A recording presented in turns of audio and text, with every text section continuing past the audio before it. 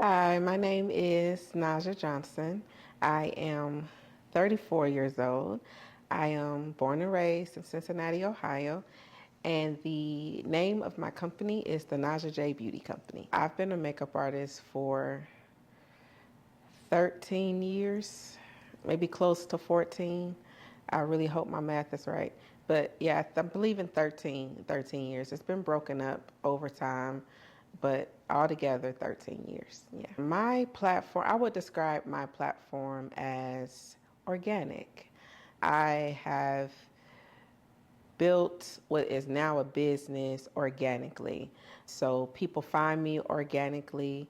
I don't go for having the biggest following or being the most influential, or I'm not that great at content creating either. My platform is really found via word of mouth, or usually if somebody is looking for a service that's specific to what they can see on my platform. The plan to become an artist.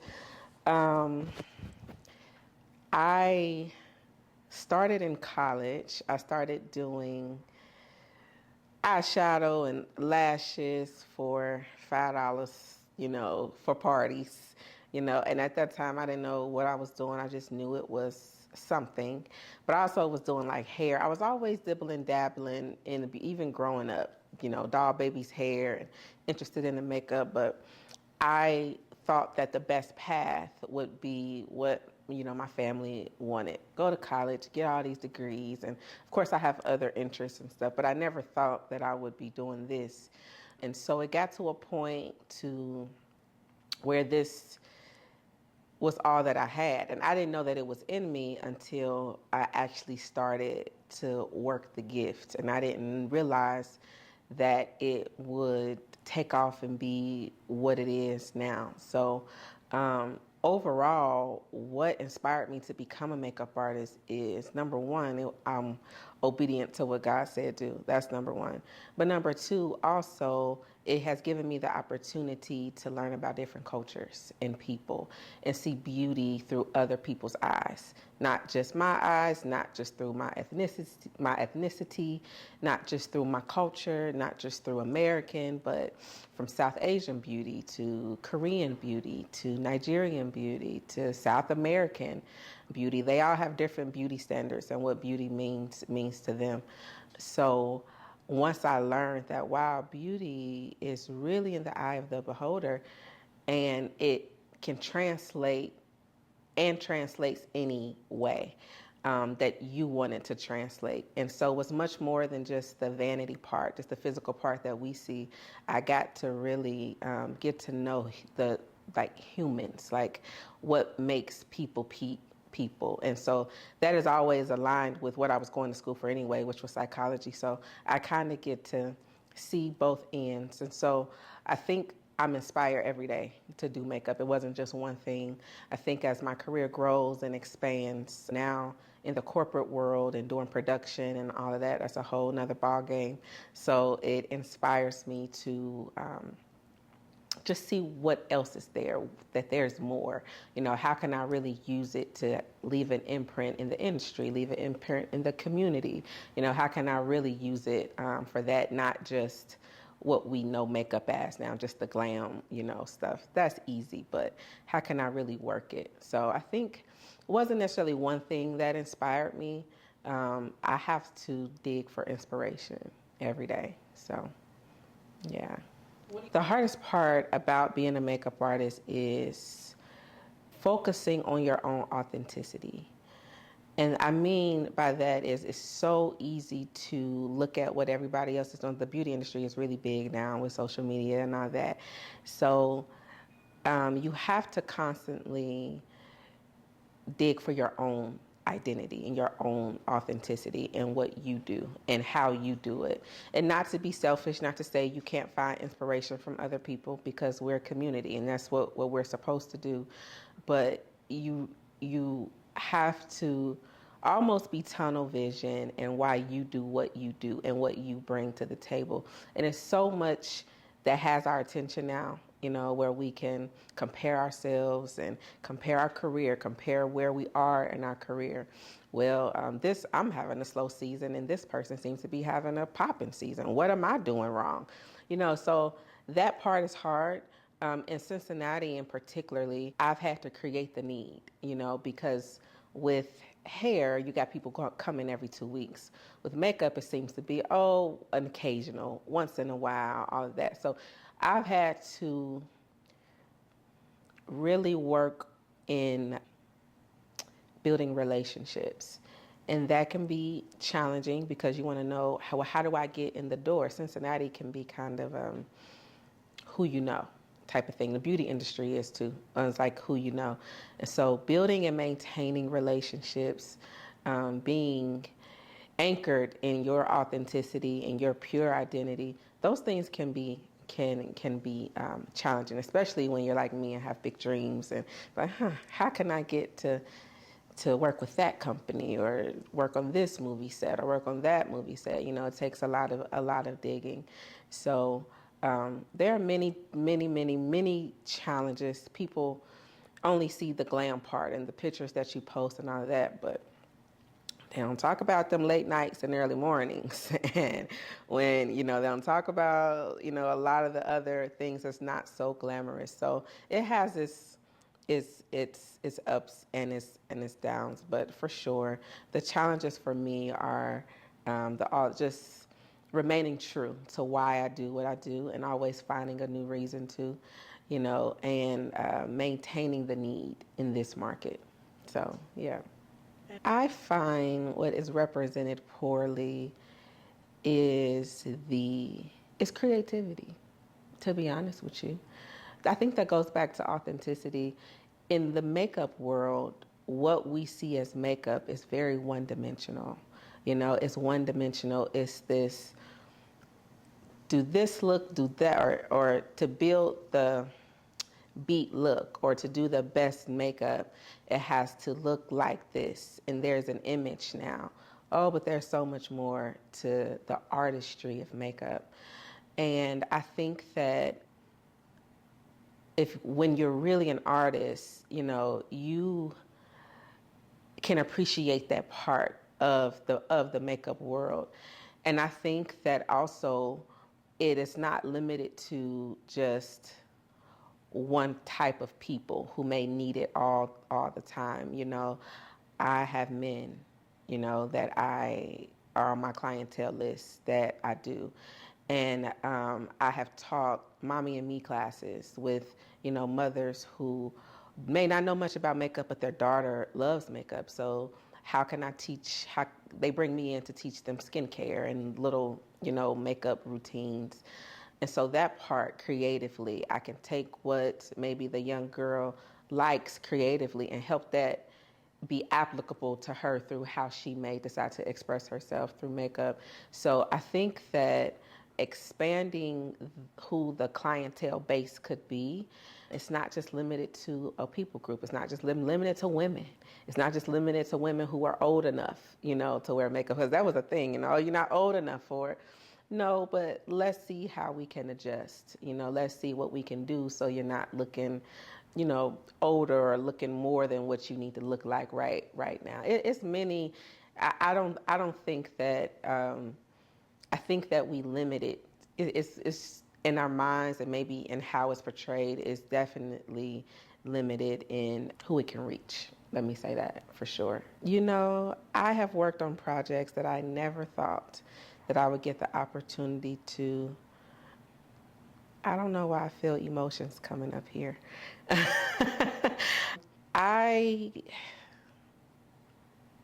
So the blanket answer is I look at what I do as servanthood. So a lot of the things that I get the privilege to do mean a lot to me. But the things that stand out, one is I did makeup for the president of Procter & Gamble when she was making her announcement as the president of North America, Procter & Gamble. So I was thrown into the fire As with most of my career, I just said, hey, can you be here at some, they just say, hey, can you be here at this time? So when I got there and realized what was happening, I said, oh, okay, a little shaky here, a little nervous. Okay, this is really big.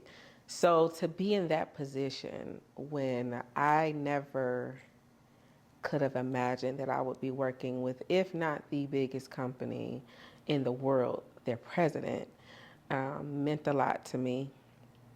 I also worked on production with Stellar TV, who is the same production company and the same owner as the Stellar Awards.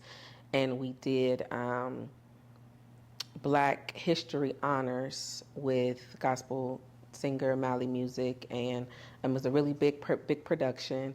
It was a really great production. I got to be in the production world, which is my favorite. Shout out to Zoe Wetson, who is a big producer here, who has me on his team. I did that, and that was my first accredited film where I could see my name in the credits. So that was big because that was a dream when I was 20, 21 years old, first starting. That was a dream. Those are the ones that stand out to me. I feel like I'm leaving something out because I've been so gracious to work on many big things with many powerful women in the city. Just a lot of the Black women who do major things in the city. I've been on their teams. I've created production teams, hair, makeup teams, led those for other production things. So I think overall I'm really proud of where I've been able to go, especially with the fact that, I started from the ground up and taking my big old kit on the bus to get to clients. So from there to where I've been able to, just in hindsight thinking about it, what I've been able to work on,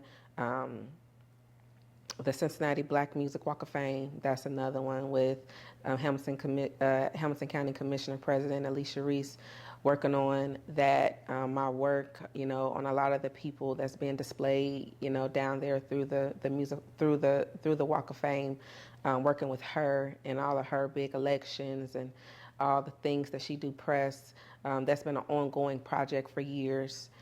So the list can go on. So it's a few things, but I can say those are the things that stand out to me the most. The advice that I would have for anybody wanting to get into the industry is don't be afraid to serve. Don't be afraid to find somebody that you can sit with, sit under, go out for lunch. Even if you have a great skill and a great gift, don't be afraid to clean brushes. Don't be afraid to carry their things. Don't be afraid to learn. It's okay for you to let your gift sit for a second and really learn.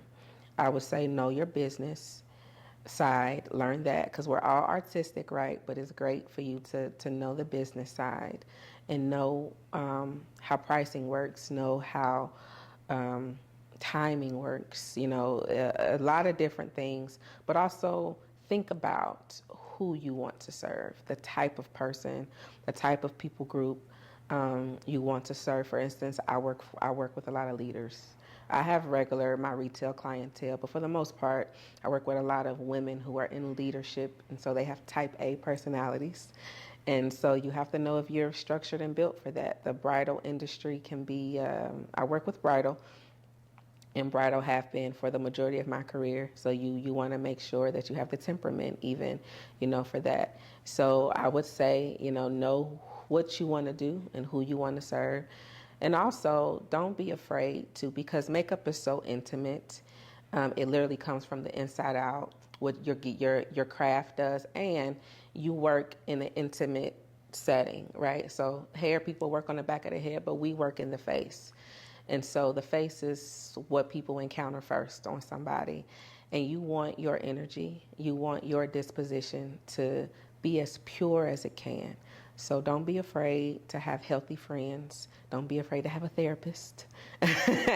Don't be afraid to do a lot of self-work and a lot of healing. Don't be afraid. And that may not seem like it matches, but it does, because you want to be as pure of a vessel, as you can. And you just never know. So those are the things that may not sound conventional, and regular, but that's what has helped me. A mantra that I live by is, for me personally, I seek God in all things, not some things, and that took time.